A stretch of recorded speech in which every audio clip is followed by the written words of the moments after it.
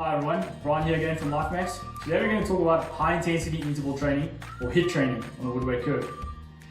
There are two main factors by using the curve is good for this training.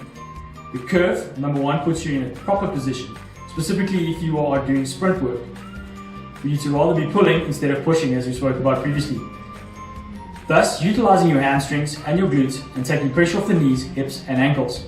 Remember, the curve is super shock absorbent, so its cushioning lowers the impact on the joints. HIIT training is also a lot of work, but while the curve teaches you proper mechanics, jumping on and off is really going to increase the intensity of the session.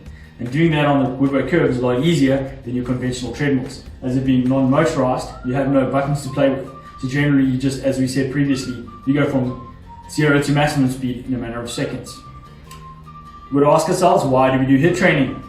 There are many metabolic differences, not only long-term, building body strength and composition, but also the EPOC effect, whereby the body is still burning calories after training has been completed.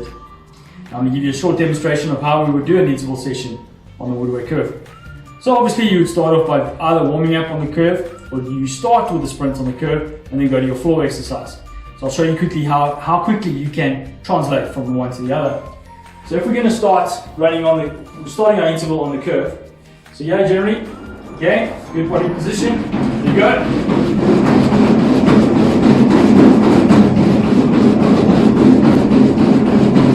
Second sprint off, and here we are into our first floor exercise. So you can see the transition is very quick, very easy, and that's why it's a favorite among high intensity interval training sessions. Thank you for joining me. See you again next time. Cheers.